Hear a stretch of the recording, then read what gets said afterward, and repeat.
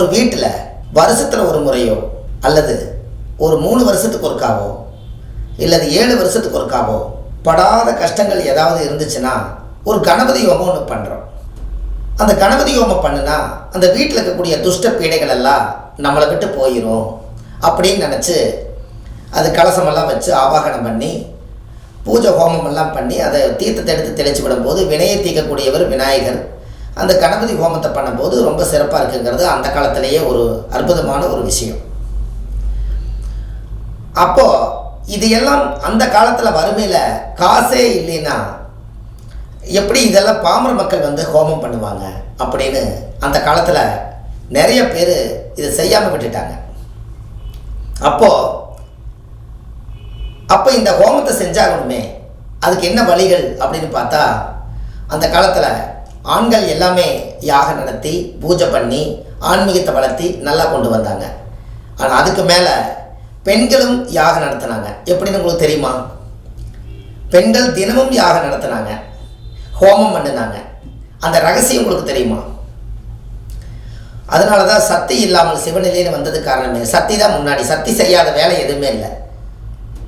அப்போது அதுக்கு காரணம் என்னென்னு கேட்டிங்கன்னா, அந்த காலத்தில் விறகடுப்பில் சாப்பாடு செஞ்சு 9 நவதானிய சாப்பாடு ஒவ்வொன்றிலையும் ஒரு மூலிகையை போட்டு குழம்பு வச்சு அவங்க ஒவ்வொரு விஷயத்தையும் அன்னைக்கு யாகம் நடத்தி டெய்லியும் அக்னி பற்ற வச்சு அந்த ஹோமத்தை பண்ணி அதுக்கப்புறம் அந்த சாப்பாடை பார்த்தீங்கன்னா உலையில் அரிசி போடும்போது கொஞ்சம் அரிசி எடுத்து உலையில் போட்டுட்டு அதை எடுத்து 3 தடவை சுற்றி 4 மூலையிலையுமே அக்னி பகவானுக்கு பலிதானம் வச்சாங்க. அப்போ அந்த சாப்பாட்டில் ஏதாவது ஒரு தீய சக்திகள் ஏதாவது உட்கார்ந்து சாப்பிடக்கூடாதுங்கிறக்காக 4 மூலையிலையுமே அரிசி எடுத்து வச்சாங்க. உலையில் சாப்பாடு போடுவாங்க. உலையில் உங்களுக்கு தெரியும் இல்லையா, சாப்பாடு கொதிக்கும் போது பச்சை தண்ணி சுடு தண்ணியாக மாறி உலை கொதிக்கும். அந்த காலத்தில் தமிழ் வார்த்தை உலை கொதிக்கும். அந்த கொதிக்கும் போது அந்த சாப்பாடை அரிசி போட்டோன்னு ஒரு அரை மணி நேரத்தில் அது அருமையான ஒரு சாப்பாடாக மாறிடும். இன்றைக்கி காலம் குக்கர் வந்துருச்சு. அதனால் நம்ம இன்றைக்கி விறகடுப்பு ரொம்ப கம்மி. எல்லாமே பிளாஸ்கோ பாரிஸ் மாவு போட்டு வீடு பூரா வெள்ளை அடித்ததுனால நீங்கள் விறகடுப்பில் சாப்பாடு செஞ்சால் புகை வரும்னு சொல்லிட்டு ஹோமத்தை ஸ்டாப் பண்ணிட்டாங்க. அதானே உண்மை இல்லைங்களா? ஆனால் அன்னைக்கு விறகடுப்பில் தண்ணி கூட காய வச்சு மேலே குளிச்சாங்க. அப்போ அந்த விறகு என்பது என்ன? விறகு என்பது ஒரு சித்தர்கள் கண்டுபிடிச்ச விறகு என்பது ஒரு மூலிகை. இந்த மூலிகையால் நம்மளுக்கு சாப்பாடு செஞ்சு மூலிகையிலேயே நவதானிய சாப்பாடு செஞ்சு சாப்பிட்டாங்க. அந்த காலத்தில் எந்த ஒரு நோயுமே இல்லை. அந்த காலத்தில் டாக்டர் பார்க்குறதே ரொம்ப அரிது. எல்லோரும் இன்றைக்கி ஆஸ்பத்திரி போய் வைத்தியம் பார்க்குறாங்க. அந்த காலத்தில் ரொம்ப முடியலன்னா டாக்டரே வீட்டுக்கு வருவாங்க, வைத்தியரே வீட்டுக்கு வைத்தியம் பார்ப்பார். இன்றைக்கி எல்லாத்துலேயுமே அந்த நோய்கள் அதிகமாக உற்பத்தி பண்ணுறதுக்கு காரணங்களே வேறு.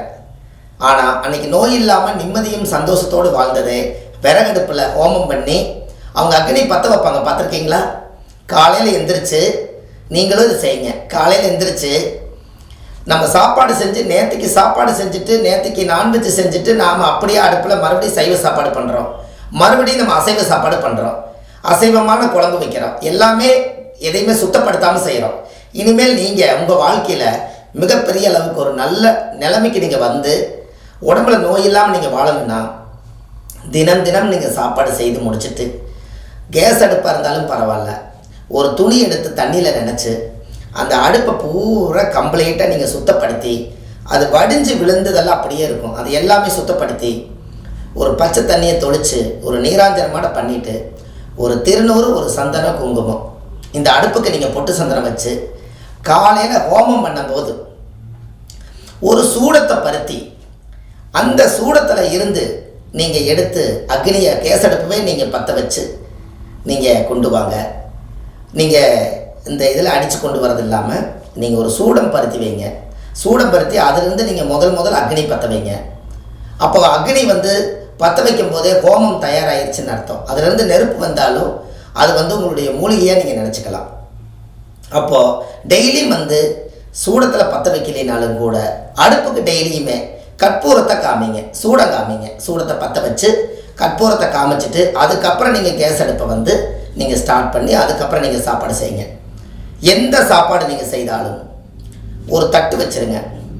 அந்த சாப்பாடை செஞ்சு 3 தடவை 4 தடவை சுற்றி 4 மூலையிலும் பழி கொடுத்துட்டு அதுக்கப்புறம் நீங்கள் அந்த வேலையை செய்யுங்க. உங்கள் வாழ்க்கை ரொம்ப அருமையாக இருக்கும்.